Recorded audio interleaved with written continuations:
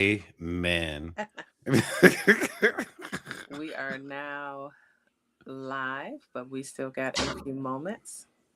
Mm, mm, mm. Excuse me.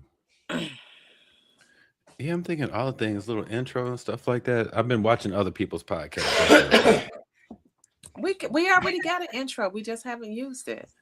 I know I'm gonna do it. Yeah, I'm gonna do it. but let Sherm be creative. Don't he Let me want be creative, but however, yeah. that being said, let's record. You each one of you have the recordings, right? No. What? Well, Or the little script for it for each Yes, one we to have the read. script. Yeah, Yeah. we can So read as our soon as you parts and send send it those to to me, then that can be part of my creative process. you. Okay.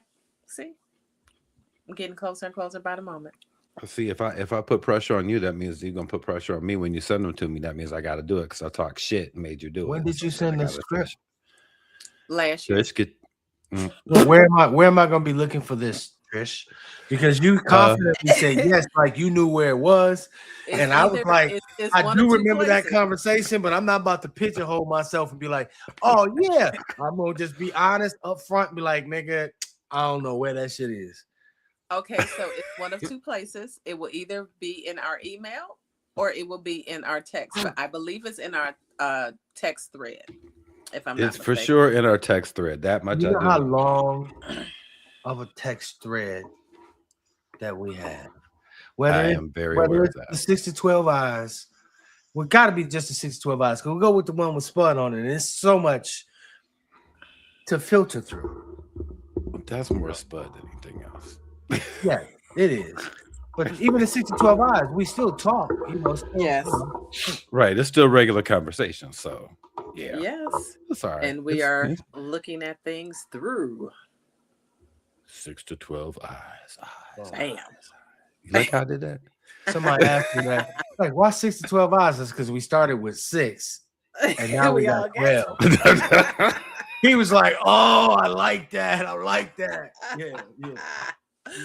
That's what we look and they we have not missed a beat because we all came on with 12. Yeah. Yep. Yep. No And lies detected in no statements at and all. I ain't gonna even hold you up. I am completely dependent upon these without these, anything up close, I am in trouble. I am in trouble. Okay, you're kicking us off because it is now Barney Rubble trouble. Marty Rubble trouble. Ladies and gentlemen, I hate Xavier Black, but at the same time, I would rather not love anybody more than that brother right there. I'm just gonna keep it real. We on? Yeah, Yes. we It's are. 4 So o'clock. Okay. should we do an official intro or something? That's Oh, what it's I 4 o'clock. It's 4 o'clock. I'm going to get my tea. I'll be right back. Did he and say, we're now live. We But are we've been live. okay, well, hey everybody. Welcome to 6 to 12 Eyes. I am Sherman, aka Mr. Harris. Over there in the corner, that is Miss Penny, Latricia Penny, and he's coming back with his tea in just a couple minutes. It is Xavier Black. Once again, we are 6 to 12 Eyes, and today's episode we are going to talk about a few things. We got a couple random questions to ask each other. So today's theme will be real life check: money, love, stress, and unfortunately, getting older. Or should I say, fortunately, getting older? Hello, it beats the alternative. What you talking about? Right. Well, right. Just getting older gracefully. Right. Well, Yeah. that part. That part. So So you're gonna start off with that question we were talking about prior to? yes. So just a moment ago, we were talking before we went live, and because we tend to talk about various topics, one of the things that I'm sure gets all of us in different ways or the same way is litter. Why do people litter? If anyone has a comment and sees this later, and you're a litterer and want to share some information on your why, because I have no idea, and I think it's absolutely disgusting. I think it's beyond trifling, and that you don't have home training, but that's something totally different. No, But that's the answer right there. We ain't gonna dance around this. That's the goddamn. First of all, let me stop. I apologize. I had to wait. I've been under the weather. I'm drinking tea. I got hot tea. I got cold tea. I got water. I got lemon. I got all this stuff over here so I can get through this show, right? But either way, back to what you were saying. It is no home training. You have no self-respect. You have no respect for other people and the environment in which you live. Because if you did, somebody else got to pick this stuff up. Even if you live in an environment, right? Like we've all, for the most part, at one point lived in the hood before, right? Mm. And some things happen in the hood don't happen in other areas, but that's a planned agenda, right? And that mentality gets carried on, and you never leave that. You never lose that. You never lose it in some cases. So some people, littering is just a thing. I got trash, open the window. No matter where we are, no matter who's around, what they're doing, as opposed to throwing it in the trash can. But as a homeowner who had to pick up other people's shit on a regular basis, and would drive me crazy, right? Mm-hmm. Oh my God! Especially as if you when you drive up and down the street, you really don't have an excuse, because in the burbs it would be an issue, but when I lived in the hood, ain't nobody put their trash can. Most people did not put their trash can back. The shit stayed on the street. So guess what? As you roll down the street, and some of them didn't have tops, you could just roll your window down, slow down a little bit, throw it in the trash can.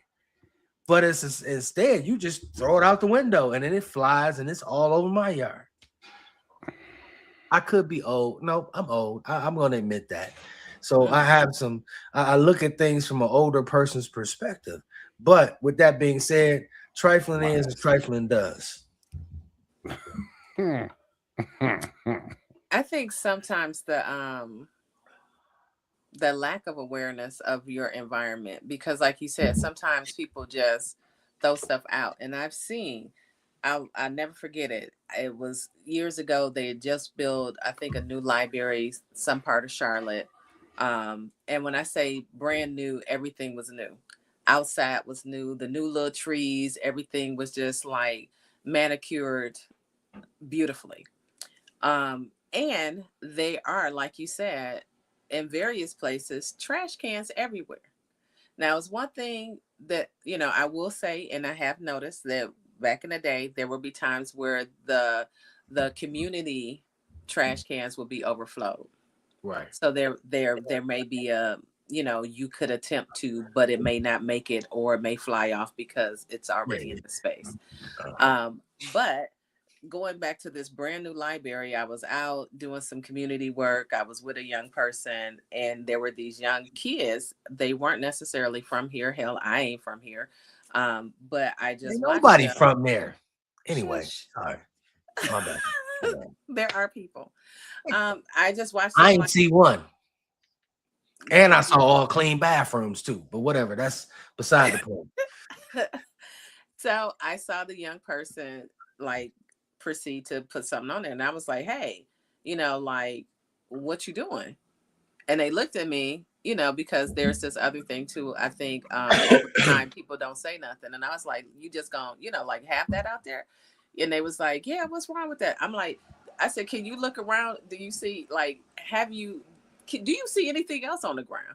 And I was like, "Hold up, I'm about to go get a bag, because you about to put that in the bag. We're gonna, put this in the garbage." They were like, they looked at me like I was crazy. They was like, "Are you serious? Like, this bothers you that much?" I said, "Absolutely. I'm going to my car. We're getting a bag. You don't see no other trash. You see absolutely nothing else." They were like, but they were like amazed that I once, one, said something, two, went to my car and got a bag, because I was like, "What you ain't about to do is leave this shit on this. You don't see absolutely no trash, and you don't have no reason why you putting that out there, And that I was just like, you know what? Hey, sometimes you have to show people, our youngs or what have you, because they may not, as we said, have been taught. that no, this is unacceptable behavior. Here, I got some stuff. We got to go do this, and no, and don't do that no more. You know, like just for what? So I can't even. I heard you say young a couple times. I can't even put it on young people because yes, in that case, we do have some people who are younger who don't have their own training, but there's some folks our age and older that still do this trifling ass shit. Okay, I ain't gonna call nobody out on the internet because it stay forever. And you might only did it once, but I saw your ass, and I could call you out. But whatever. Okay, so when we're talking about littering, like what levels of littering talking about? We talking about like throwing out like a whole plastic bag, dumping out like your whole garbage somewhere, or the average person that throws out a candy wrapper or a cigarette butt while they're driving down the street, or all of them? Candy wrapper, cigarette butt. Okay, that's really kind of inconsequential, right? But let's just say you got a whole bag of garbage out the window. Your food that you just ordered from McDonald's, Burger King, or wherever you went to get your fast food with all the wrappers and the half-eaten shit, and you just throw it out the window, and then the birds and the rats and the squirrels and all other rodents and shit get it, and it's just all over the place, right? You know, that's the extremes. And then the to take it a step further, the illegal dumping, which happens, so you'll have, like in Detroit, you'll have people who don't live in Detroit who do work that require them to dump materials that they may have to pay, or maybe they have to be accountable for, what have you. And they'll come in the city and find a place that is a little more desolate, that doesn't have as many people around, and they'll dump their shit. Okay. That kind of illegal dumping, well, that's a whole different level of tax bracket. Yeah, exactly. Right. That's Like, Oakland County but I coming got to Wayne issues- I County got to issues jump out with their all of them. garbage. I got issues with all of them. The regular person throwing the trash out their window, and the people dumping your cigarette butt and your candy wrapper. Ain't nobody worried about that. But the shit that you just got from Burger King or KFC and Popeyes and your chicken bones and shit get picked all over the place, and then you got trapped, man. Oh, get me started. What you say? Let you not start. I think it's. He said, "Let's not start." Right? You heard that, right? I think it's safe to say that you got started. Yeah, yeah, I think you got started. That Tussin got you, huh? Yeah. Right. Like, hold up. My filter gone. Yeah, so that has been a thing.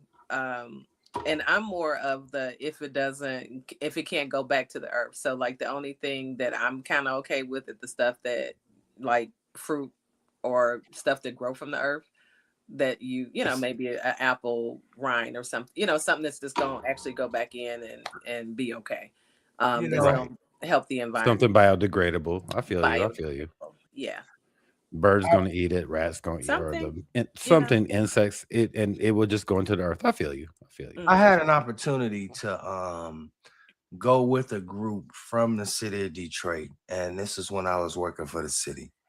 And we were it was a part of the group that wanted to go to Seattle to see how they do their sustainability, because they have this robust, like it's ingrained in the system, and everybody, the recycling program they have, everybody, you would be the person, that person would stand out so bad, it would have been 1,000 of you shaming that person. Okay. Wow. In Seattle. Yeah.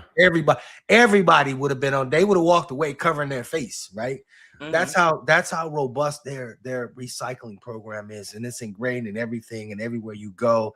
And when I came back from that, for real, I was changed, because I'm like, damn, this can be done. You just take a little effort, you know what I mean? And if everybody's a part of it, you do your part. Not everybody recycles, not everybody considers that, not everybody knows or even looks at that as being something as important, just like those young people that you ran into. They're like, well, what's the big deal? So what? They don't know. Yeah. And what did notice when you went there? Like, do they have a campaign where it's like all, because I remember when we were younger, I remember the Don't Litter commercials. Listen, I don't know if it's I've a seen it. lifestyle, right? Yeah, You go to Seattle, it's a lifestyle. It's not it's everywhere. It's on the walls, it's everywhere. It's Mhm, everywhere. You got reminders mhm, about this is how we doing this around here. mhm, Reuse, cycle. You know what I mhm, mean? Everywhere. All mhm. the different containers for you to be Yeah. able to put things into to make it easier for separation, you know. Mhm, And we went to their trash collection facility, and you can't even imagine the difference that makes, and just the smell. mm. You walking around, you remember what it was like driving up 94 when they had the trash compactor area right over here off of 94 and 75. You drive past, you have to close your windows because it stinks so bad, Mhm. you know. Whereas Mhm. we're walking through the facilities and no mask, no nothing. Hmm. It makes a difference. I think it's to make maybe or more societal the difference. I mean, and I think there's also probably a difference among where you go here in the United States. I mean, because recycling in Michigan is a big thing. Well, and but recycling here is a little bit different because there you recycle in Michigan, you recycle tin cans, glass, all that. You have to separate that. Here in Arizona, it's just like you got one for biodegradable, you got one for recycling. So that includes plastic, glass, everything goes Mhm, in the Yeah. same thing. mhm, And then, but I've seen it in other places, especially like Switzerland, like Dre was saying with, or Xavier was saying with Seattle, you'll get shunned publicly if you threw Yeah. a wrapper on the ground or anything like mhm, that. And all the mhm, public trash facilities are specific paper, glass, even if it's paper with some kind of food on it, it needs to go on this one. Like, and you will get shamed if like publicly if you did that. So do you think it's something that maybe there should be like a universal law, universal recycling law nationwide? I Or think it's is that bringing the feds into the thing again? oh, that's a whole nother conversation. But I think Right. um when I said lifestyle, um that's really what it is. Because what I noticed in conjunction with that, what I didn't see in Seattle, I saw a lot of very healthy people. I didn't see an awful lot of Speak people on it. who were overweight. And at the time, I was fat as fuck. So I could say this. Okay. So I didn't see a lot of people who were overweight. One, it's a lot of hills. So you walk. mhm, I did not see an awful lot of fast food restaurants. You can't go 8 blocks on a major street in Detroit and not hit some kind of fast food, Coney Island, something. You can't. mhm, You know what I mean? mhm, There, oh, they were very, very far and few in between, very much more health conscious. So mhm, I think that it was, And local businesses at that. but the mindset of that area is just way more health conscious, So mhm, if you're health conscious, you could, it makes it easier to conceive that you would be conscious of your place in the environment mhm. and how you affected by what it is that you do and what you don't do. Whereas here, we ain't health conscious. Fast food's all over the place, trash too. You said You know, trash too. Let's bring it all together.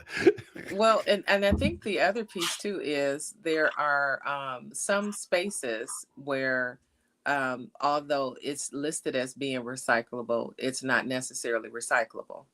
I think because of some of the toxins that are in, even like laundry detergent, whatever, like certain things, even though they may have it on there, they aren't able to reuse, or that um, people don't rinse all of the stuff out or do all of the things they're supposed to do. And so some of it still ends up at the end of the day in the garbage as opposed to recycle.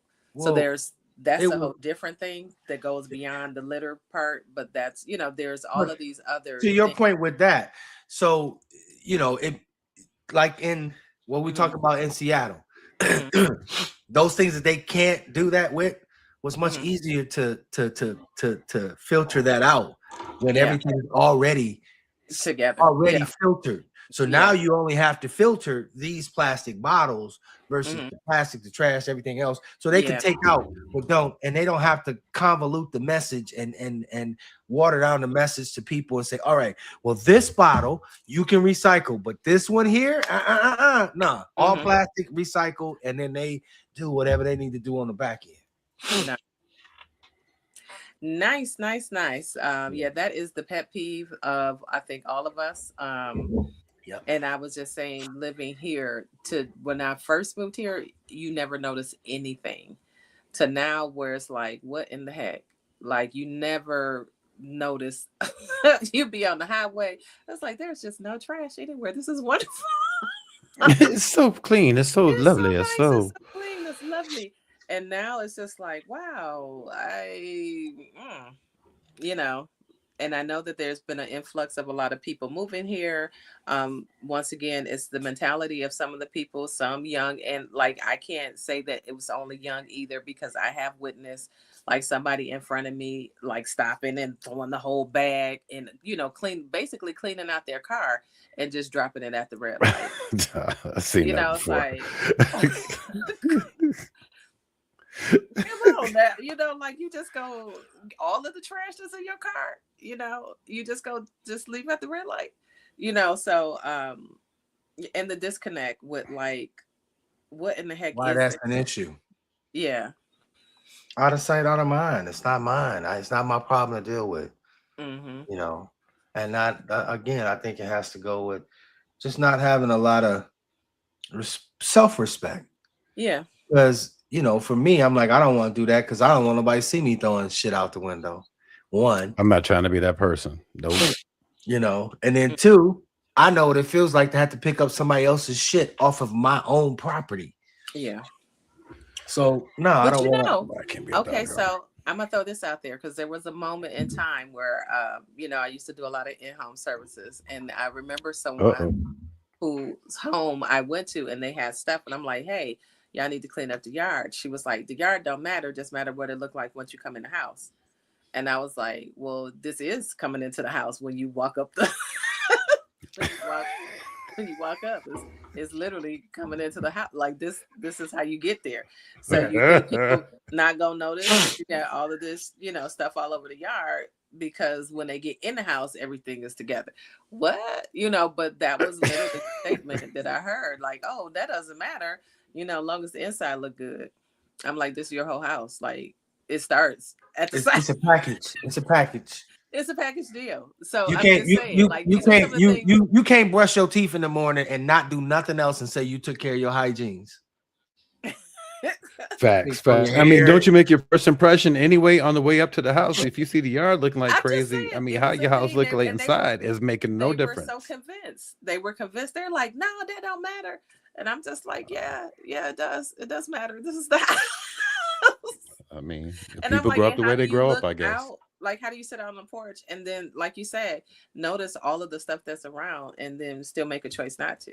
Like, you notice that on your stuff, you have all of these different things around and you're choosing not to look at any, you're not going to pick nothing up. Like, just absolutely nothing. That's why the older I get, it's easier for me to see myself living in some place where I'm just off somewhere and it's just me. You know what I'm saying? Because I don't want to have to deal with other people. Because I'm like, you know what? For real, you should be able to do whatever the fuck you want to do. You want to be nasty and trifling? Be nasty and trifling. Who am I to say something about it? Other than the fact, if we live across from each other, I got to look at this shit all the time. But hey, let me move out to somewhere where it's just me and the animals and the trees and the dirt. You know what I'm saying? And it just, then I don't have to worry about that. I might be antisocial, but whatever. I won't be upset either. I don't call that antisocial. I call that living within one's peace. Oh, goodness.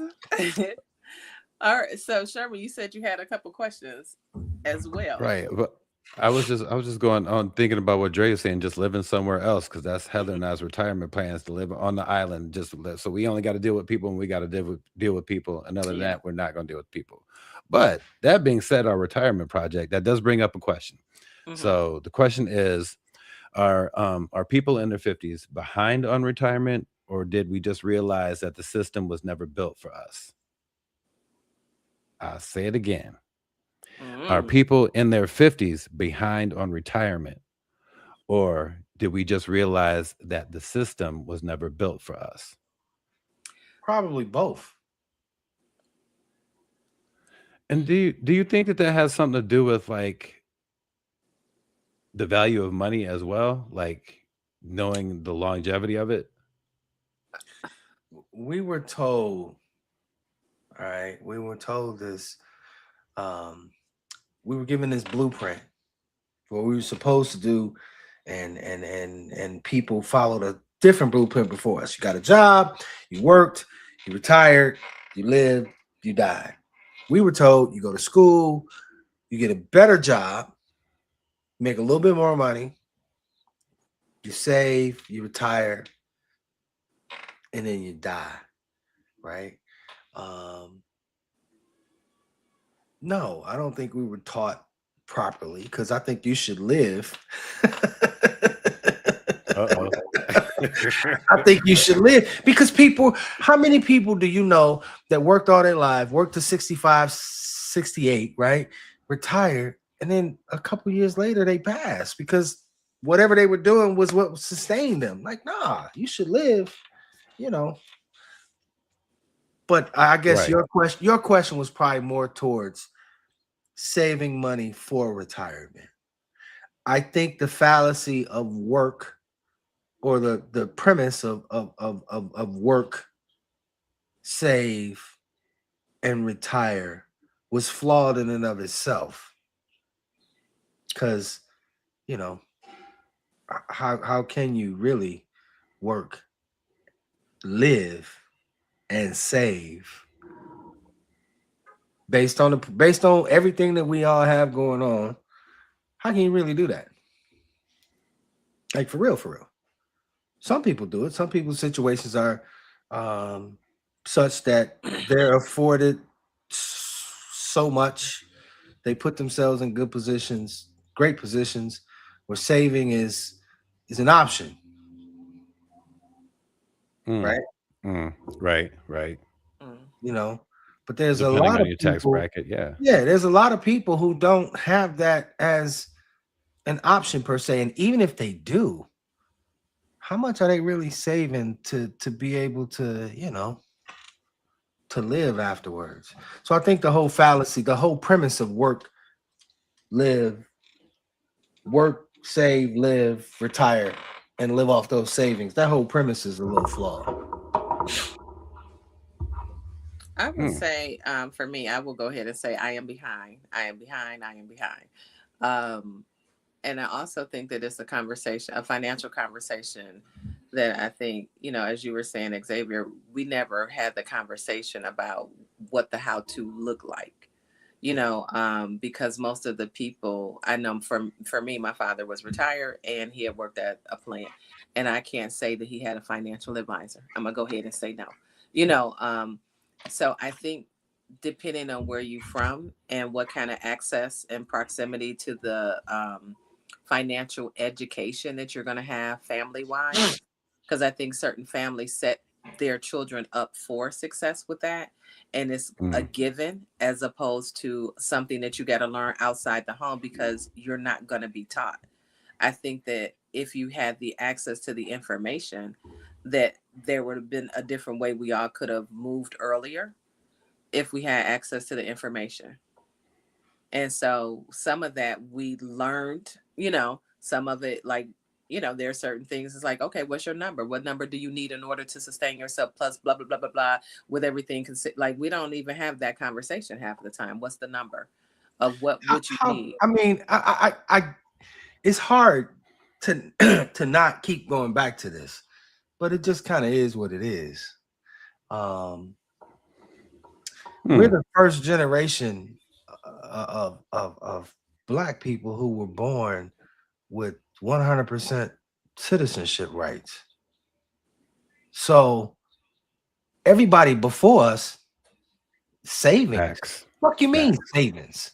Motherfuckers just trying to live and trying to survive with all the other things that were placed upon them and all the other restrictions and things that they had to deal with just to make it to tomorrow. So now when you ask the question, are people in their 50s, are they prepared? Hell no, they ain't prepared. Not in the masses, no. Because they started behind to begin with. Way behind.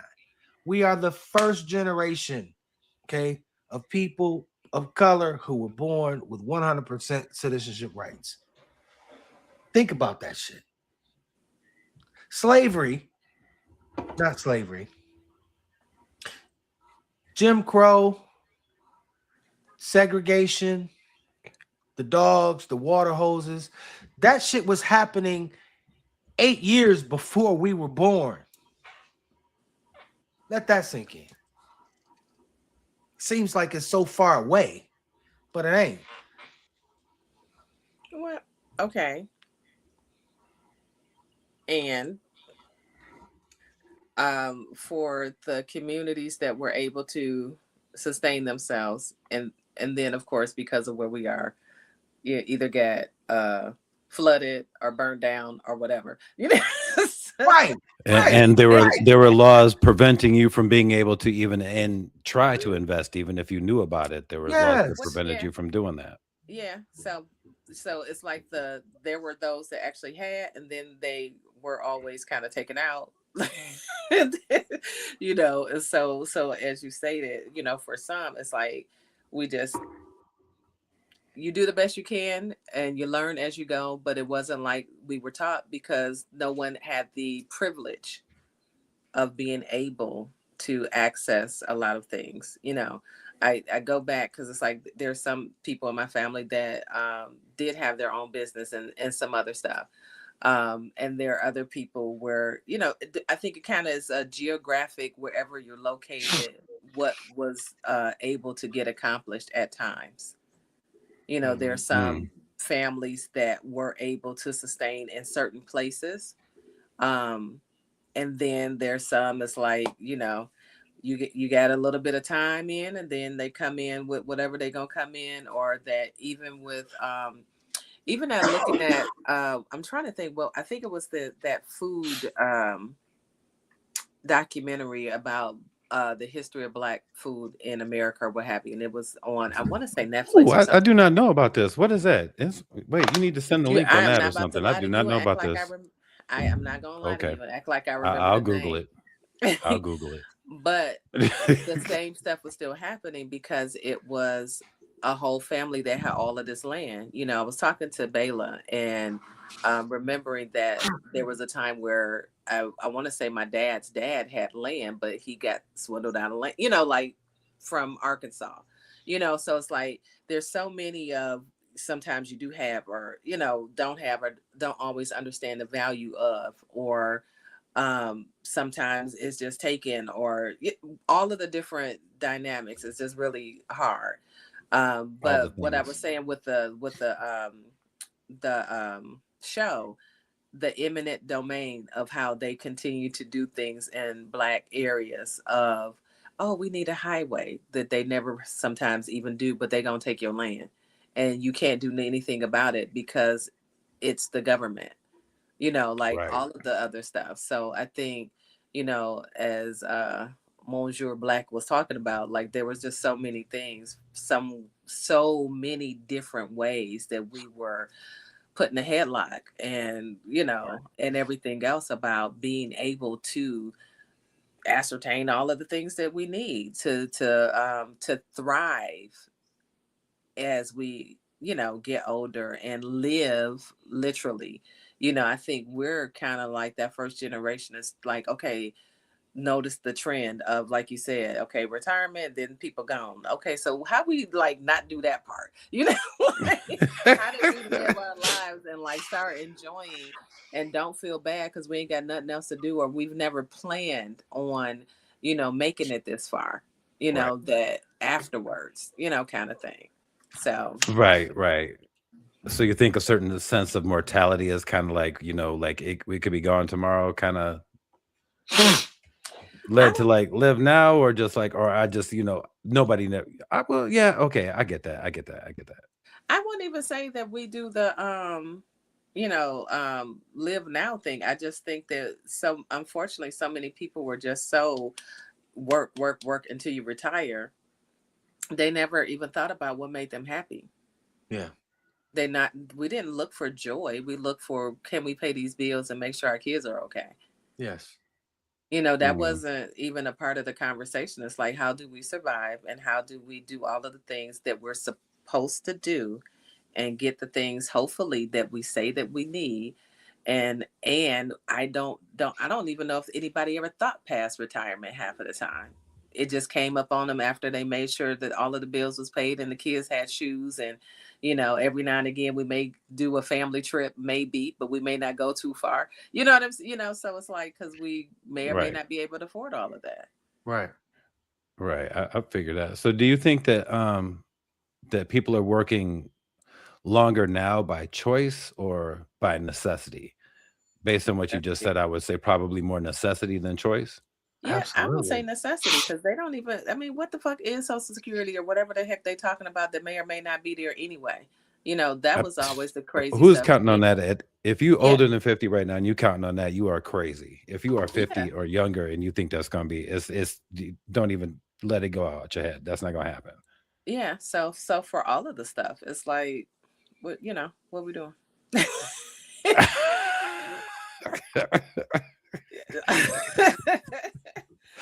you know. Fair enough. I'm glad I don't And work like or that the anymore. people who they were dependent on that because that's what they were taught. You do the stuff and you should be able to have this, that, and the other, because you put money into a system that, like when they had those crashes and everybody lost all of their stuff and people literally had retirement, but then again, how do you lose the stuff anyway? So even Yeah. if you had all of this money and you plan for your future, and then all of a sudden all your money is gone because of however they decided they was going to take it. Because to me, money don't ever disappear, it just changes hands some kind of way. So where did it go? That's a fact. That's a fact. Like, but all of these people now have nothing, no cushion no more, Yeah. that they literally worked hard to even have. So what the hell was that? You know? So, and that was the right way of doing stuff as well, too. So it's like, okay, like, what was it all for? I think that is what is it all for? I think that is probably the biggest question of, especially of our generation. hmm Um, to come, I think we are the generation that realize what is it all for, because we are the generation that, like as you said, um, we did all the things. We did hmm all the things that we were supposed to do, and we had seen it be successful. So there was a perfect reason for us to believe in that That it system, that could it work. would Yeah. work. hmm And then as things, came along, technology changed. Hell, I lost 2 career jobs because technology changed, not because I wasn't a good worker, because technology changed and that company I worked for was no longer relevant because that technology was no longer there. hmm Um, and I think that we have all been at the same time of doing victims of doing all the things and finding out that that's not going to work. And we're here we are left on the table trying to figure out what to do. hmm However, I think that has sparked our generation, and I think that we're really good because we have also been able to kind of see that we're young enough to realize that we can start over on our own terms. And I kind of think that makes us almost, again, one of the greatest generations in the world, again, because now we're inspiring. And we can kind of see what the kids are doing and making money off things, but we know a little bit at the same time. So I think that puts us in a bit of a better spot than, say, the kids that are coming out right now that are getting degrees and realizing that there's not a job for them or anything like that, or the people that came from our generation that were shocked and want to do the woe is me type of thing. Do hmm you do you think us as a generation are being able to, with our the things that we are doing as entrepreneurs, do you think that that is sparking other people in our generation to do so? Because I feel like I see more of us making money off TikTok, podcasts, doing their own thing, being artists, finding other ways to be creative and being successful at it. with the background that we had being in corporate America, but now knowing how to maybe tap into our creative, our artistic side to actually do what we want to do. Do you think that we have are inspiring to those people? Are we inspiring to? So yes, I think that because we were raised the way we were raised, being pushed into education, pushed into the system to go out and get a job, and we did that, and then we were working. Didn't affect us yet, but we saw those people who followed that same routine, and maybe didn't have the degrees, but followed that same routine, lose their shit when the stock market dropped. Lose everything. Some cases lose their job and their entire livelihoods. We all watched that. And a lot of us, nah, I'm not going out like that. I'm not doing that. Yeah, right. So many people have started their own things as a result of seeing that. And, you know, they do have the past experience of corporate or in government. They do have the degrees and the things that those, so they have all of this information, and then, you know, and now they're just doing their own thing as opposed to patting somebody else's pocket. And I would say it would depend on their mentality. Yes. Some people choose, and some people are taught not to have independent thinking. Some people are, and I'm just saying for some, if you're waiting for things to happen later, I'll just say that.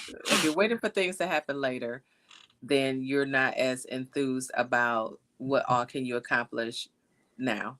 Like, what did you come here to do? And expressing yourself in various ways. Some people are waiting for later and don't think that they're supposed to do anything. Some people are not inclined to embrace themselves and their creativity, or just a different way. Let's just try a different way. I know I was always kind of taken aback when I was working at times, and people would be like, oh, well, the reasons for why they stay places were usually insurance and retirement. And I was like, you do know that you can get both of those things outside of your job, because it's always been they don't. Yeah, it's always been available to do. It may cost money, or somebody may not pay half, or whatever the things. But I was just like, wow. So you get to stay places that you may or may not want for these things that you can also get outside of here. So it's the thinking, mentality and some other stuff as well. I do feel programmed. We've been programmed to believe that this is the way. You know? And welcome to the Truman Show. Right, exactly. To be honest, it's the Matrix. It's the Matrix, bro. That's really what it is. Those people who have decided, like I have, to step away and get unplugged from the Matrix and go and do their own thing for whatever reason, however the hell you got there. You all were already there, Trish. You've been there for quite some time. I play well with others. This is true. You said you don't play well with others, so you like I'm gonna do up. Know thyself. Know thyself. I didn't think it was conducive. I didn't think the environments were conducive for me to be fully successful, especially being a single mom, to be honest. Because what I noticed at different times were people who felt like they had power, wanting to kind of say what you can and can't do, or whether you could leave early, or whether you could whatever, when it came to my child. And it was just me and her here. So like, what you're not about to do ever is tell me what I can't leave, or I can't, if she needs me, be available, because I got to turn in what piece of paper at what time, or what, like it just, it was certain things that makes sense to me. That makes perfect sense. Yeah. I bucked the system from the inside. Fuck you, I'm going to take care of my son. You know, I Yeah. had a situation, and at the time when he was really young, I ended up losing that position. But I bucked against it because Mm-hmm. she was like, well, just bring your son here. Like, I'm not bringing my son to this job. What are you talking about? He got homework. He can do his homework over there. No, he can't. Mm-hmm. No, that's not how this works. I did it with my kids, and you just told me, you didn't tell me just now, but you told me 3 weeks ago that your kids don't even like you and don't even talk to you. Now you're gonna tell me that Oh, you're gonna damn. use them as an example for why I should do this to my kid? No, I'm not doing that. You lost your Yeah. mind. You lost your Yes. mind. Yeah. So, you know, it was a learning curve, I guess. You know, like you said, to thine own self be true, and know yourself, and I didn't find that it was as a proactive environment as I was accustomed to, as far as just with doing stuff. And so it's like I was always, you know, I always had a personal conflict a lot of times. I love what I do and I loved helping people. And however, the environments in which I did that in were challenging. Like if it was just about me doing the work, it was great. But then when you have all of the other stuff, and it's like when, you know, I'm real simple. I'm so simple. And when you start not making common sense to me, I have a hard time. Yeah. I'm as simple as they Fair come. enough. And it's like when you start trying to just add work or make me stressed, and you know, I was coming off of the holistic health and mind, body, spirit, and so I'm like very like in tune with myself at the time, and then you trying to make me be stressed. I'm like, oh, who wants to do that? Like that doesn't make any sense when you don't have to. When all of these things could have been happened when we if we would have planned, you know. And we talked about the plan, but we're gonna have meetings for 7 months and still not come up with a plan, huh? But then you want me to rush in month 8 or 9 because we didn't do anything for 7? Yeah. You know, like my head Mm. would hurt around just the idea of some of those things because it's like this is stupid. And why can't people make a decision? Like just the whole like, let's try it. If it don't work, well, at least we know this don't work and we can come up with something else. But the repetitiveness Nobody wants to of do that. like not doing in environments, and then the kind of wanting you to be like running around with like a chicken with your head cut off, or be in fear because you don't want to lose your job, or you know, like that whole fear thing was so heavy that I noticed a lot. And it's like I don't want to be in chaos and I don't like being in fear. And you know, and you're not, you know, when I notice that I'm starting to do that, you know, like feel the way, and I'm like, oh shit, like they trying to get me, you know. That's what I felt like. It's like, oh, they trying to get me. And then it's like, okay, I had to keep kind of figuring it out. Like, I wish I had a blueprint. I wish I would have had a mentor.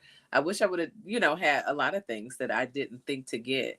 Um, I did listen to one person, and I'm grateful that I did go ahead after school and work towards getting my license so I could be more independent, because that was the one thing that I listened to someone. They was like, you know what, even if you don't think you want to do this, do it anyway and you'll be more marketable. And that was the one piece of information that I am so glad I listened to, because I might have been stuck places had I not done that. Yeah. Well, I Mhm. don't think you would have been stuck because you you had already prioritized, Mm-hmm. Facts. being present and being available Yeah. for Bela than any goddamn thing else. Everything else was going to force you to make decisions at some point. So Mm-hmm. you had already drawn a line in the sand and saying, I'm not doing that. So when that Mm-hmm. opportunity Mhm. came, it was perfect and it worked out beautifully for you, because that makes perfect sense. You know, toxic environment. You know, I had an opportunity to work with a number of leaders and then to become a leader myself within organizations. And I've worked with people who try and who who who who work off fear. I never could do that. Mm-hmm. I'd rather you respect me Mm-hmm. than to fear me. Because you fear me, you're gonna stab me in my back. Mm-hmm. It's always coming. It's always coming because you're scared. Amen. You know what I'm saying? Amen. I don't need you to be scared of me. I'd rather you respect me. But some people that's not, they don't deal in that kind of They want to create chaos because they want to maintain a level, feel like they maintain a level of control. And you put people in bad positions. And I guess you said it before. One of my things is I try and think about how other people feel and are affected by situations and things, especially things that I do or I have control over. So I'm real cognizant of that. And some people don't give a fuck. It's all about what it is in their head is best, and everything else. If it gets rained on, it just get rained on. It get peed on, it get peed on. It's all right. As long as my objective was completed. And I don't know. So for you, yeah, I could definitely see that. And let me, I did have some, it was still heavy, and it was still like I made some choices, but it was still my choice, like as far as parenting, and I was there, but then I had to also do business because it was just me, so there were still, some spaces that were like not attended to as I probably could have, just because it was me, like also like choosing to be an entrepreneur by myself as a single parent. So right. yes, like I would prefer that, because I make my own schedule with that than anything else, or that than somebody, because what you like, once again, nothing in my whole, even to today, and old girl is like 26, nothing in me, when you even think about it, it's like, you about to tell me I can't do what? Okay, yeah, no. Right.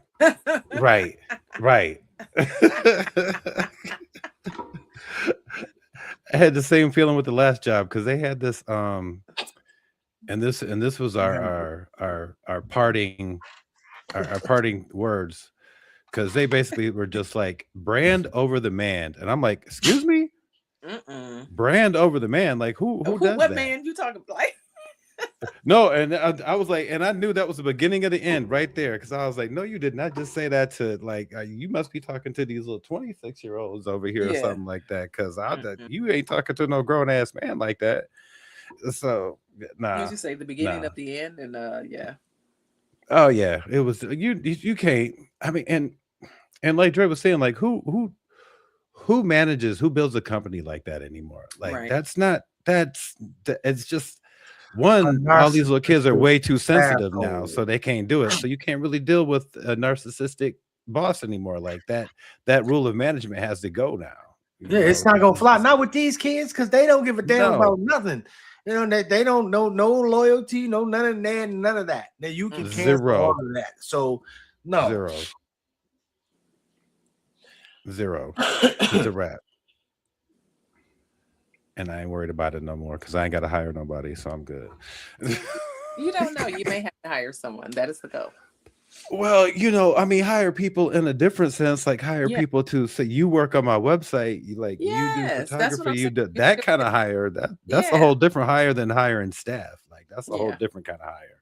Well, I take that back. I guess that is the same, ain't it? You still have to like kind of manage and choose and kind of decide what all you want and how that's gonna work out, and all of that's like, you still got to do all the stuff.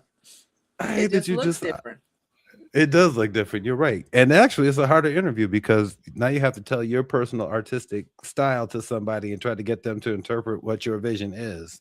So or worse, have them make you see something in your vision. Here's my thing about that. So regardless as to how hard it is, it's for you. Yeah, it's yours. Oh, amen. Okay, amen. I'll agree 100%. So we've all busted our ass before and did things to build up somebody else's repertoire, their pockets. No, this stuff we're doing is for us. And going back to what Trish said, I didn't have that as an issue, because I am who I am, and I've always been who I am, and I've always said what I was feeling, and then it just kind of is what it is, and people either dealt with it or didn't. So there was never going to be a situation where I had to choose between my job and my son. It was always very evident, they knew where I stood. And then when I moved into this other job, I did, one of the things that was good about this person is that he was real good about family orientation. So take Mhm. care of your family, take care of the kids. Mhm. I won't say very much else good about this dude, but I'm gonna say that. Mhm. And so I didn't have that as an issue. Mhm. But if it were, the hard line is the hard line. For Mhm. me, I'm just I'm not giving anybody else that kind of control over me anymore. You know, uh Yeah, exactly. we all have worked in situations and built programs, built processes and procedures Mhm. for And been shit dealing on. dealing with different things. Mhm. But now we are in a space where we're building these processes and procedures, but it's for us. It's for our shit. It's Mhm. different. It hits different. The work Yeah. don't seem like it's like work because it's gonna be appreciated in the end because the person doing it is the person doing appreciation, not Mhm. somebody who is waiting in the wings to possibly take credit for what it is that you did, Yeah.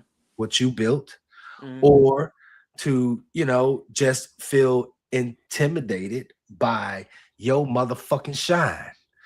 They shine don't shine like your shine. Facts. That's a thing. That's Well, Mhm. the you shining thing. because my Don't shine don't is shining. yeah, half of them That's the don't My shine even is thing. they making got you their own shine. shine because they so busy trying Well, to let you. some people can't see that Right. term. Some Mhm. people cannot see that as an individual who now I realize, and I'm older, and I can say my light has always shined bright. I just didn't know it. Mhm. Didn't know it. Mhm. But now that I know Mhm. what I know, yes, my light shines bright, and it's intimidating as hell to some people. You know, Amen. everybody can't deal with this aura, and it's too much. Because their Get him. aura ain't my aura. Yeah. It just is what it is. uh, You know what I mean? We walk in the room, we get two separate Right. types of Yeah. greetings. Mhm. You know, and everybody don't have that. So I'm not giving nobody else that kind of control. So we all left for different reasons, but either Yeah. way, Yeah. either way. Yeah. What was the next question? I thought I just heard the ice cream man. You know Oh, what? I don't know if I'm qualified to answer this question. So I don't know if I want to ask it. I mean, so that just means yes. this is the All right. relationship question. Yeah. So all right. This Good. one this Well, one I is don't know if any of datings, us qualified. How about that? Right, So datings and right. relationship. what you Oh, say? all right. So this might be better for us to answer this one. So all right. So the question is dating over 50 easier because you know yourself or harder because nobody wants to adjust anymore?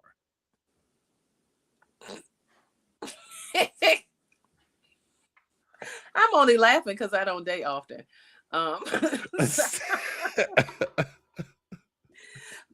but I'm finding that well, I well, have a desire. What I would say in the last couple of interactions that I've had, um, I think it's a lot easier because I know myself and I'm open to shifting. And, like some things ain't that deep to me. I've gotten a lot, I think, more laid back as I've got older. I think I was a little bit more rigid when I was younger. Um, in that there's some things I can be a little bit more flexible with. That is like, okay, is it really that serious, or is it, my whole thing is if I expect people to honor or respect certain things that I request that are my, this is important to me, then I gotta be okay with doing that as well. Long as it's none of my, like, as they say, non-negotiable type stuff or whatever, whatever. But I found that that it's been a lot easier because I'm clear. I've decided to have experiences to see kind of where I'm at. And I also know like what I want and what's going to last. If I notice that certain people are kind of stuck, I'll make some requests or what have you, but I just kind of monitor. And it's like I'm willing to shift certain things, but then there's certain things that I'm not, excuse me, willing to shift. And so I know like myself enough to know like what will work and what won't, because it's like, well, yeah, I could do with some of this, but some stuff is just like, no. And I'm very comfortable with like, that was fun, or that was interesting, and wow, what did I learn about myself with that? Um, do I date a whole lot? No. Am I like super pressed? Like, I would love a companion. Um, but I don't do a whole lot of like, let me go and get on an app or any of that kind of stuff to do it. I still am kind of old fashioned and hope that that just happened in some kind of organic way. Um, but I don't know. I think I'm way more clear than I was when I was younger.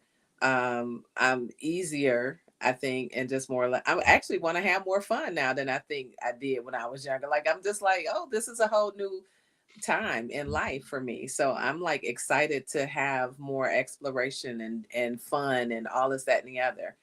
But I don't date a whole lot to really answer the question. Besides a couple of little, I may hit or miss a year here, then I may be by myself for a year, then I do something else for, a little bit of time here and get to know someone and just kind of be open. Um, I am open, like I said, but it's like, okay, but there's also, I think I did get spoiled um, from being from Michigan because I think that there's a different confidence level. I think that most men have that are from the Midwest that I'm more familiar with and appreciate more.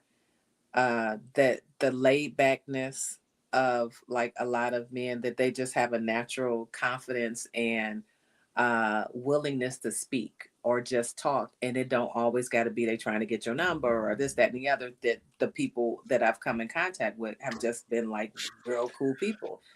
And even being here, when I've run into people different places, literally half of them have been from Detroit or somewhere else where you could just like have a good organic conversation and it ain't creepy or pressed or they not on the wall looking like women.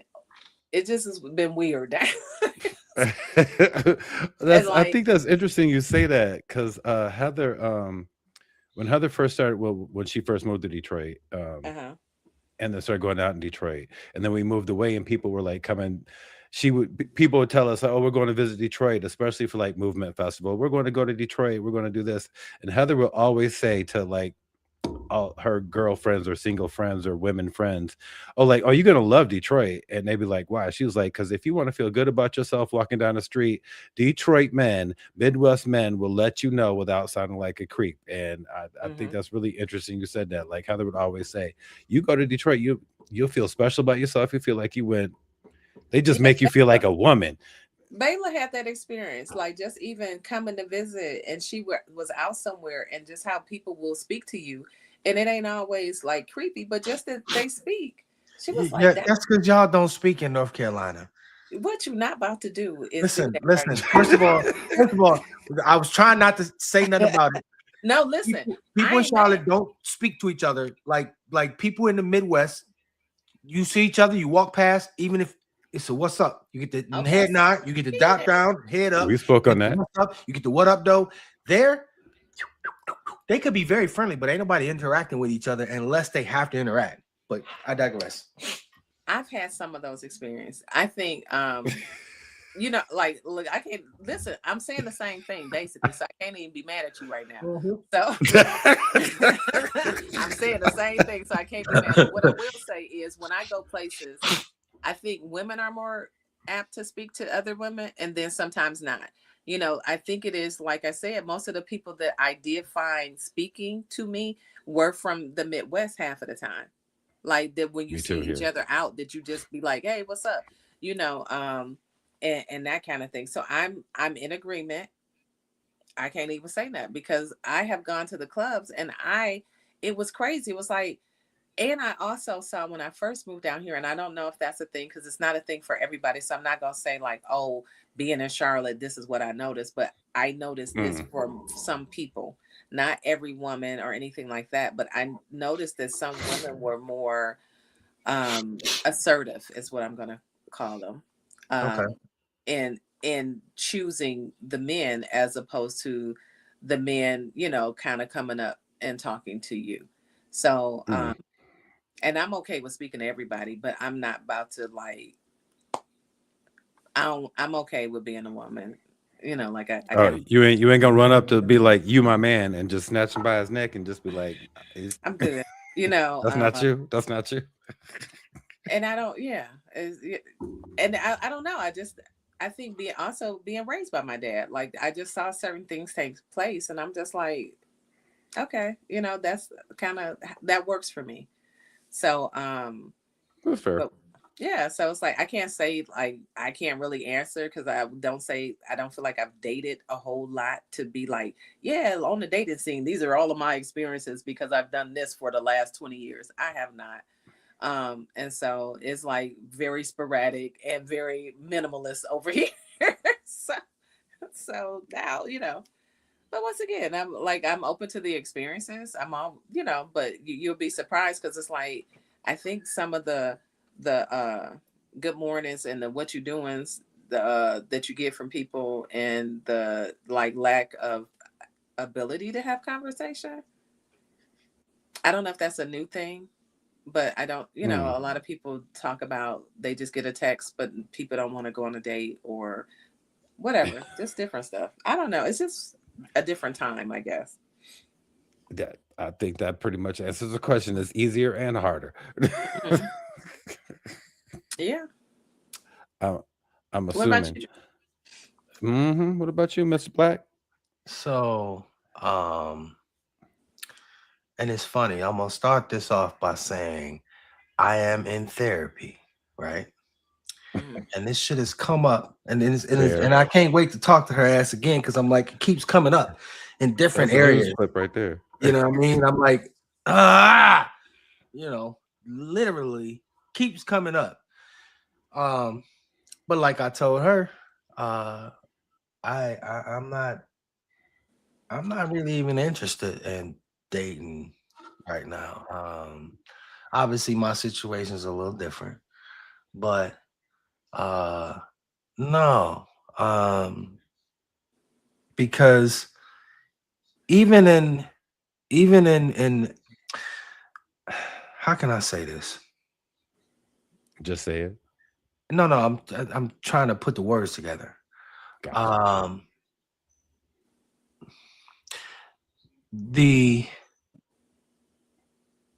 There's a level of comfort. Nope, there's a level of peace that I have right now And that when you get that, introducing anybody else, anything else into this ecosystem, is gonna change the balance. And I'm talking about that's anything. That's anything. Especially you talking about females. Oh, no. Dating? Oh, I'm good with that. I don't want to, you know, and then the internet has just ruined it. You know what I mean? Because, you know, if not being in the dating world, but having access to the internet, seeing what's on the internet, it's like, ugh. but that ain't everybody, and that I ain't. understand that. It's not everybody. But do I want to filter through which one of these is a good recyclable or not a good recyclable? No, I don't. Okay, I have a question. I'm trying to get over the recyclable, but okay, I want to hear this. No, I just have a question. And this is a term question. Mm-hmm. So when you refer to women as females, and not that we're not, is there a thing with that? Is there like, you know, what makes you How would you refer to me because yeah, I don't understand the question. Are you not female? Are you saying yes? Are you using female in exchange Instead for of another word? Instead of woman. Oh. Okay, woman. I don't understand is there a difference? I don't understand I don't think so. Why it was touchy for you. No, I was just asking. It was a conversation that I had, so I thought I'd ask. I don't know. You know, it was a conversation. I don't think so. And they were like, you know, they have a idea about men who say females as opposed to women, about how they feel about women. And so I would just thought I'd ask because it came up as a conversation. It was like, you know, for men that use the term females, they usually don't regard women well in their perspective. And it was I will get with you on that. It was a I'm not, because I just use women, and nigga, I just traveled how many miles to come to be at to be the only man at a one woman show You to weren't the only support man. you. Whatever. You know how I No, feel about my I mama. just You know where women, I you know how I know. put women in my I life. So just I'm not letting that shit. Nah, I ain't holding listen. on to that. I was asking Sherman said he agreed, and I wanted to shut that shit down quick. because that's not your. I was like, I don't think it was a big, like I didn't know. Mhm. But I'm always accused of being very biased towards men. So that's the accusation that is often made. And I'm cool with that. So, but I was just like, I don't know. But there are some people who feel that way. So I was like, just because you said it, I was like, oh, No, let me ask this question, see what this, no, because I didn't I have wouldn't any. say that because you're absolutely like, of course, I'm going to be like, well, how I speak of you all. So, and Dre, you know how I speak of you. So, Yeah. like, everybody knows that you are, one of my best friends for real, way back when, this, that, and the other. Always been respectful. Always, I know. But I was just like, oh, let me ask since we were here. Uh-uh. No, I ain't had. That's the But first. Sherman, Listen, let me ask you this: was that a male or female who gave you that perspective? it was a female. Okay. It was a young woman. A young woman. A young woman. And I don't know if women do that as much as I don't know. Like that's what I'm saying. I think it's all of these different things, and then there's all of the different spaces for options of I mean, what. I get you because female did kind of sound different in that conversation than woman, but I feel what you're saying. But I wonder, that's a Yeah, I chat mean, I don't GPT know question. because I think I've referred to everybody. I don't think it's as many options, I guess, maybe It's for not. We're just males. You can be women or females. okay. Fair, They're Yeah. fair. equal. Yeah. Yeah. We're just males. And there's some derogatory terms can be thrown out there, but no, Yeah. that's I that I that's That why I yeah. was taken aback. I was like, wait a minute, did she just that sounded like that was a bad thing to say. I'm like, I didn't think it was bad. No, I But was just asking because the I'm like, person who gave you that analogy would have made an assumption about me and how I view females or women Right. based upon the Right. fact that I that you say the use word. the term But females but I versus women. but Versus. I think that's also just how you were saying when you go online and people are making all of these kind of statements and stuff like that. Or just people who are talking about relationships, or how you like, if this is what I got to choose from, and these people that's online, like hell no, like that don't even sound nothing about that sound peaceful or nothing about that, Right. Well, and Right. not, I mean, to be honest, not only that, mm-hmm, I just know. First of all, I'm doing work for working on me, right? mm-hmm. Yeah. I can immediately tell when somebody is not necessarily doing work or has not done work on them. Amen. Okay. And just with something simple as not being able to accept a compliment. And you might think that's not a big thing, but it's a It's a fucking huge thing. thing. It's a Yeah. thing. No, it's a gigantic thing. It's a big it's, thing. It's like, nah, you know what? I'm not. Do I want companion? Do I want sex? Yes. Do I want to put in the work to do it? No. No. I'm so right now. So that being dating thing. So is a companion more important now than passion would be? Like somebody just to hang out with, or that not necessarily like, I got to feel them all. I'm all in. Is it just like somebody just ride or die with? I don't even know you if you have that perspective once you turn 50. No, Ooh, good point. I don't, like, Meaning, I definitely am not like in the whole let me ride or die kind of who do what wait, huh? uh-huh. I don't think that would be part of my my terminology that I would use as far as dating or The anything who like die? that. And it doesn't say, I mean, but what I do know about me is like I do ride hard for people I ride hard for. So that's just gonna be a given. Um Right. but like some of the stuff that I think that we were like open to relationship wise when we were younger, I think we ought to lived enough to know like, yeah, some of the stuff, no, absolutely not. just on the clarity point that you don't have nothing to prove, and the more work that you have done on yourself, you do, like you said, oh, you can't accept a compliment. Yep, that's gonna be extra work.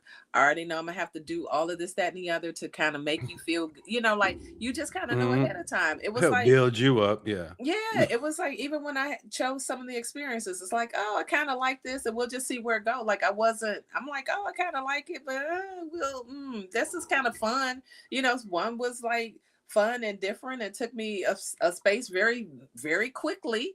Because it's like, yeah, ain't nobody doing this. Like I'm not doing that. And it's different. Okay, and I'm gonna keep it 100. It's Yeah. different for 100. for like you and me, or I'm sorry, women and men. Would you say females and males? Yeah, females and males. Women and men, because you know what I'm saying. That whole experience, the whole experiences, they cost us. Mm-hmm. You paying to have to deal with headaches? No, hell no, hell no.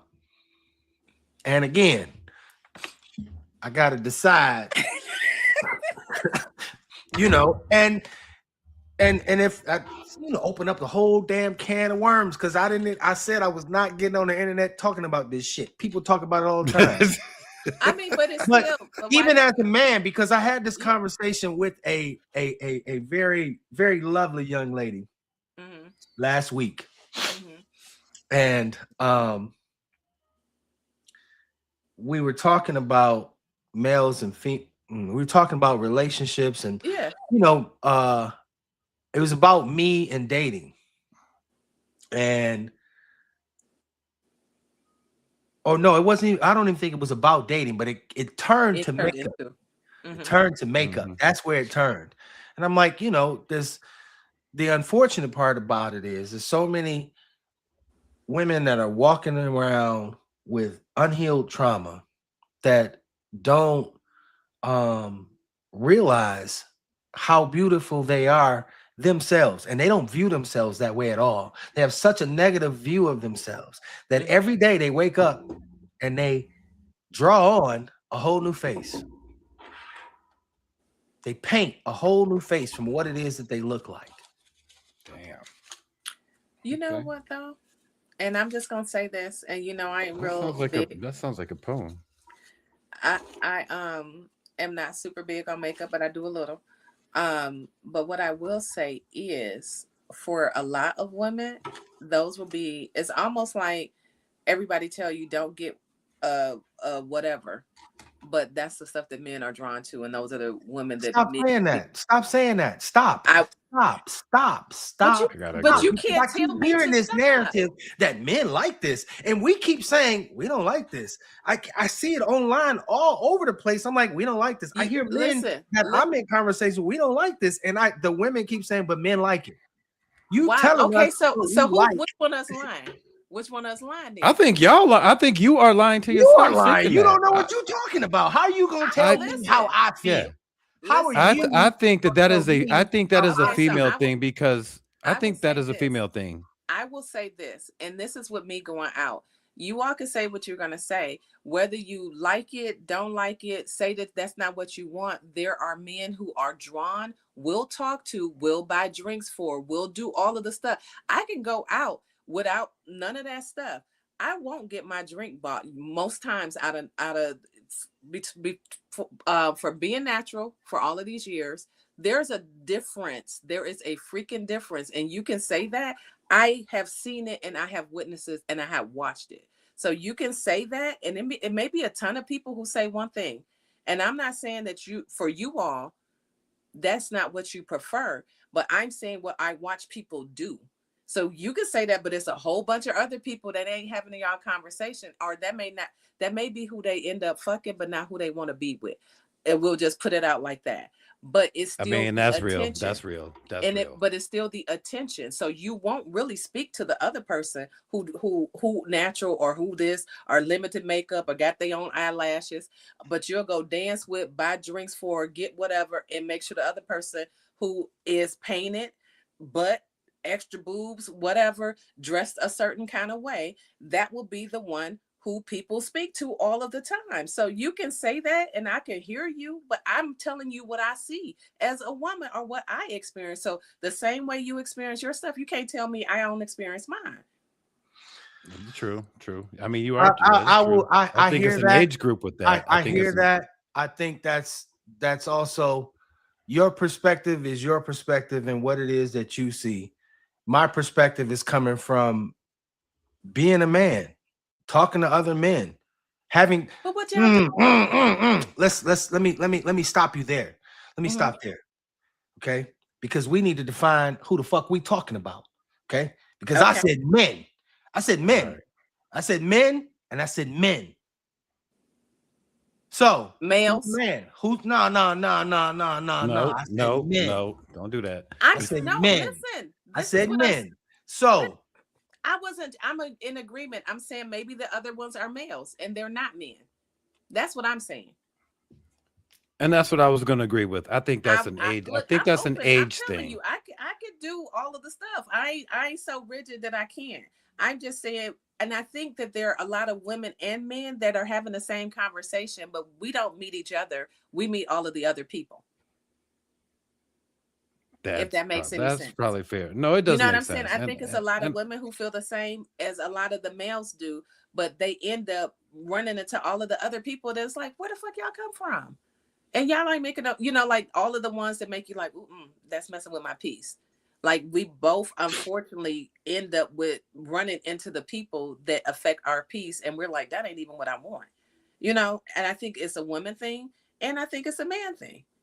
I think that they're both right. I'm not going to say, and I will not deny what you're saying, but what I will also say is what I actually see with people. But they may just be males. They may not be men. I'll do that. What I want to amend, okay, and that's different.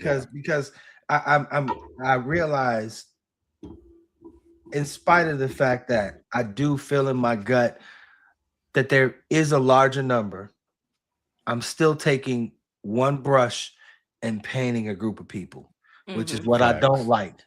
So what I'll say,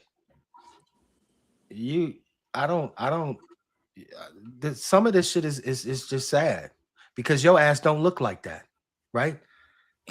I meet you and then, whatever, you got all of this and then you take a towel and I could wipe across the top of your forehead and change your whole expression. No. The expression. You went from you look because you look like a different person. And then without it, you look like a totally different person. And then if you think about the long-term effects of some of these things, how much are you damaging what really God gave you? Yeah. Not just your skin, your hair. Okay, with all of the things that the glue, I see women now with fucking hairlines like men. Like our shit naturally recedes. Yours ain't supposed to, but you got all of this glue and shit that you done pulled, and then eyelashes. Oh my God. You see people, some women with eyelashes, you sit with them all the time, and they have some that are longer and they're accentuated. And okay, it looks nice. And you see them without it. Well, they didn't pull all their eyelashes off and they look like they sick. You know what I've always said? No eyebrows, no eyelashes. And that's a generalization too, because not everybody's like that. But I see enough of it to where it's like, and I'm the one that's supposed to choose, right? I'm the one that's supposed to go out and choose. I'm the one that's supposed to go out and say, hey, you're the person I'm going to spend my money and my time on. So if I'm the person who's choosing, then I can say what it is that I want. If I don't want all of that makeup and all the other fake shit, then you could do that for somebody else. Traditionally, other women, in my perspective, but whatever.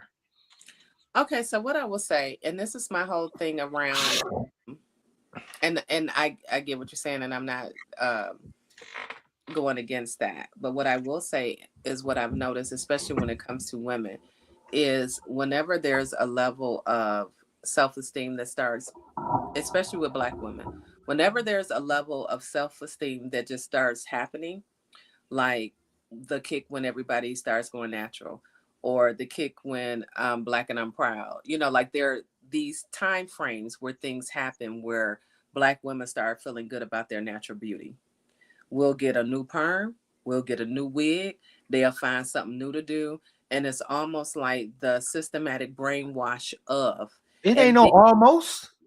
Take It that almost is. out. That's the It plan, is. Trish. It It's the is. and, plan. and the other piece is exactly what you're saying is when people start using some of the things, then you have to continue to use it because now you have pulled out half of your eyelashes, or you have done this, that, and the other, or you have all of these other spaces that you now need to cover up because of whether it was perm or this, that, and the other. So it becomes a more of a necessity than something to try out or whatever because of what has happened or the because it is freaking glue. Like that's some of the stuff that I'm like, I ain't putting no glue on my eyes. Like I'm not real. I don't like the idea of certain stuff. Like not that I've never had, but that is definitely for whatever effect whenever that's happened. But it's like Yeah. so in Right. between, and that It's ain't really my. it's a very special occasion. Yeah, yeah. You And it ain't taking gonna. pictures. You going to a very Exactly. special event. Yeah. Yes, This is the Yeah. not just thing. It's the because it's thing. fucking Tuesday. Yeah. But what I will say is Every that freaking Tuesday. but that's been a thing though. So it's like, no, people don't feel well. It's not validated that we feel well about ourselves. Most of the things, especially for the younger generation, they didn't see people telling them to feel good about themselves. We ended up being more bitches and hoes left and right all the time. Repetition deepens the impression. So it's Mm, that's a different thing that we have had that I don't think, like, yes, been a couple of women rappers that whatever, but for the thing that happens with Black women and how they've been talked about, and, like, I'm fucking you and your cousin and everybody, like, just all of the stuff that is hard to combat if you don't have an equal balance or somebody telling you something else. And I would Mhm. just say, I'm going to, of course, have compassion for women around their self of esteem course. because society wise, it's been a challenge. And all of the other people that are promoting, because you have the housewife kind of stuff. And, like we grew up, like we said, on like, I don't the get that show. Cosbys in a different world. And everybody's kind of, you going to see somebody natural. You going to see somebody, like you're just accustomed to real people with real relationships. While this other generation has had nothing but a slew of, because it started when we were in college, that we were now known as bitch and hoe as opposed to women or even female for that matter. Like that was like the new theme of how we, men were niggas and we were bitches and hoes. And that just Yep. has had so many, I think, just ramifications for both about how to be men and women. That's fair. That's a drop the mic point right there. Cause yeah. So, Whew. I think Ooh, that we was all got deep. I work. had to write that down.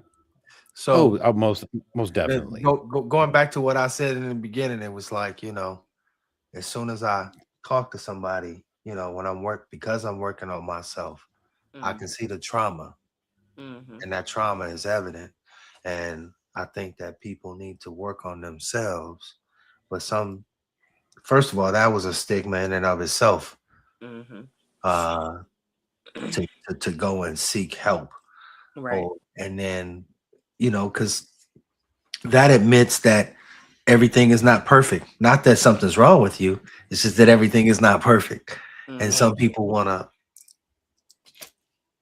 paint the picture of being perfect. No, that's not it. We all got issues. True. Thursday. You never would know some of the stuff that happened to you in your childhood that still governs how you move now. And you don't Exactly. even know it. You don't even know Yeah. it.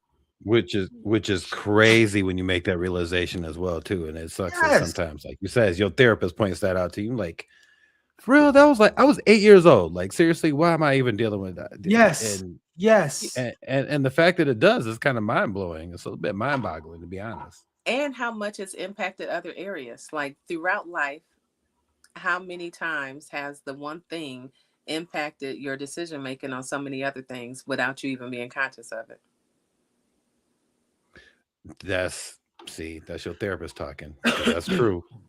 You know, and that's the whole, that's part of the thing, you know, like like good thing we're all are going to therapy for therapy, so we could just be like, you know, it's we all just get to learn. You know, we all get to learn. I'm continuously learning, thank God, about myself. And the things that have had impact and how to not allow them to take the front seat. But it's like sometimes it's hard if you don't even know that they were there. I think that's the point. Hmm. The most shocking point out of all of it is that you have to say. I guess it's like with anything else, you have to say it out loud to realize that Hmm. that's what it is. But it again, it's still very hard sometimes to wrap your head around it. Like all these life decisions I made were based on This one thing. that, Yeah. and I was unconsciously doing it. That's Hmm. even crazier to me. Yeah. And then so now I got to break a 50-year habit is what you're telling me. Pretty much. No. Yep. Yeah. Hey, good luck with that. And that's $150. See you next week. And that'll be Thank you. the best $150 you probably spent that whole month, Hello. because that Amen. revelation, that Say just think about that. it. The $150 that you spent, Say that. how much you gonna save in the future by not making these same repetitive mistakes over and over and over and Speak on over. it. Speak on it. So, you know, Mhm. well And how spent. that's an investment. You know, a lot of people want to invest in all the other stuff, and it's like, Invest in yourself. yeah, yeah. I say that all the time with clients, with especially like, well, back when I was Hmm. in sales, I really don't have to worry about sales anymore. But back then I was like, so you're gonna spend $7, $8 every single day at Starbucks, but once you Hmm. add that up, that's really your gym membership and invest a little bit of and a 40-minute investment in your future. Right. But you can't justify the money. So I do love that. That's $150 is gonna save you probably $150,000 in In the long future run. bad decisions. Yeah, Hmm. Speak on yeah. that. Yeah, you Hmm. ain't gonna hear me argue about therapy ever again. Nope, I'm good. Worth it. Every penny. Every penny. Because So, that's well, a that listen, relationship. look. I know I got a little emotional for a second. You all right? You all right? Yeah. I was Hey, like, oh gosh, I got feisty again. Oh, let me bring it back in. I listen right after I said I've been doing better. No. You want to bring up old shit. Look, Say what you ain't about to say. I see these motherfuckers. What you ain't about to tell me. Yeah, no. look, you should listen. Huh? You didn't ask me who I was having a conversation with when I said I was having this conversation with this very nice young lady last week.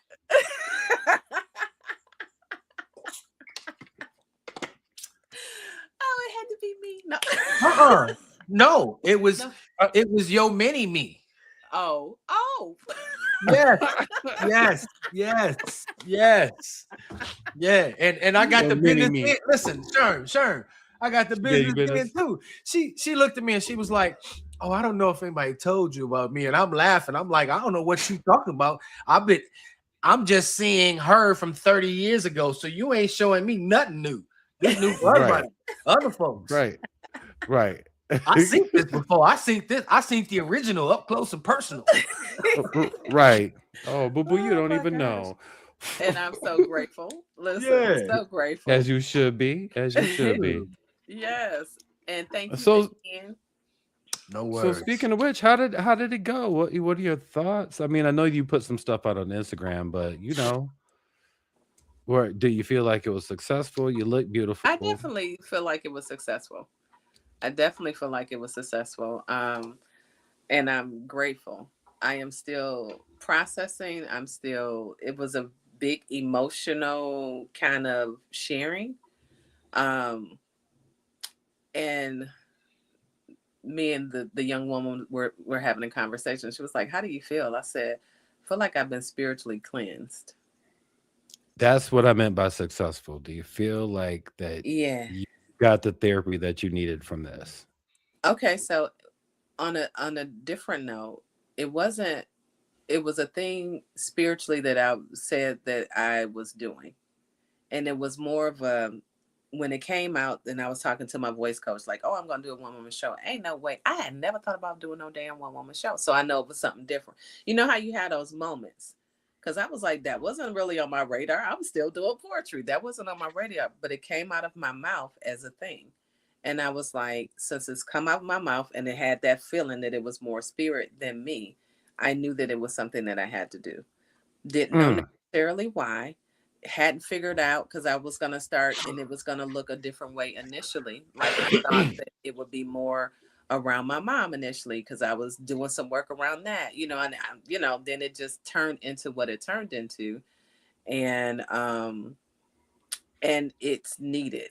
Like at the end of the day, I know it's needed. So for all of the mm, things and for the responses that were given to me about people feeling seen or heard because my experience hit on so many things with their different experiences. It's, like that's the whole thing. Sometimes, as we are saying, you don't know some of the stuff you've been carrying until somebody puts words to it in a different kind of way. So that's what I'll say. As an audience member, I can tell you that the stories resonated with people and touched them in ways that I don't know that they anticipated on having Hmm. that happen when they walked in. Um, being a male in that situation, um, because it was you and I talked, it was personal for me, Hmm. to know some of the things and hear Hmm. some of the things that happened, and to know that I was there, not know and not, Hmm. that personal part about it, kind of weighed heavy on me. But then just removing myself from that personal aspect and thinking about how vulnerable a person would have to be to express all of the things or even some of the things that you express during this one woman show, and having that reach people in the audience, to have them give feedback like, I feel seen because it's not just me, or I feel heard because it's not Hmm. just me, or I mm. can relate because I had something similar. And it was sitting in the crowd, you couldn't hear or see none of this, but I could hear the quiet conversations in agreement, or conversations where they felt like you guys were in step, you Hmm. know, or like you said, to be seen or heard. So it was a very good show. It was very, very eye opening. It was very well done. Um, Thank you. you were concerned about uh, a number of the things that you were concerned about in the beginning in terms of memorization, and couldn't nobody tell you was reading. I couldn't tell you was reading at all, at all. But I definitely think it was a good show, and then to have people immediately um start telling you you need to do this again. Yeah, that's what Immediately, Hmm. I heard. Sherm, That's immediately. that's what resonated on Instagram. Like it Yeah, needs to happen again. immediately she needs to do this again. That's what people were saying, you know. So yeah, it was good. Okay, Oprah, I'm Latricia. Yeah, right, right, Latricia right, right. Winfrey. Listen, I'm gonna be nice. Facts, facts. Yeah, I should be a therapist, not just crazy. Yeah. Yeah, it's still like I said, I'm still taking it in, and I'm super grateful, and I know that, like I said, I got messages from people, um and I'm happy that I could maybe temporarily be a little bit of a salve or a motivation to make sure that they hit their next therapy appointment, or, just whatever it ended up being for people. A catalyst for more independence or whatever, whatever it ended up being. I'm glad that I was obedient, basically. and not just did the stuff. And I think that would be the thing that I will always tell people is that happening to me. I know I'm not the only one. That I don't know how many of the people. I know that some of the people you've worked with that were in the crowd. I don't know how many people were, but I can't even imagine how fulfilling it was for those people that you helped through their own specific traumas, you know, to hear that you've come. They first of all, they speak about Trish in such high regards, bro. If you watch her collaborative conversations, if you are down there, when you're down there and you hear people speaking about, I'm sorry, Miss Penny, right? Because I want to say Trish, and they're like, no, that's Miss Penny, right? Put some respect on that name. Like, yeah, exactly. You know, and I got checked a couple times. That's Miss Penny, right? So you're right. You're right. Speak of her in very high regards, and then to have her tell her story, to have, you know, like I said, it was very open. It was open about a lot of the trauma. We don't talk about the shit that happened to us in our lives. In general, we don't do that. We might talk amongst our friends, you know, and that's selected group, you know, and then and that's only so much that you're gonna tell. This was like from birth to now. There's a lot of and being open, there's a lot of stuff that could go on, you know, from the mother to the father to her personally, you know, without getting into any of the details, because she gonna do this again, and I don't want to give up none of the stuff. So make go down there and see it. Yeah. But it was very eye-opening.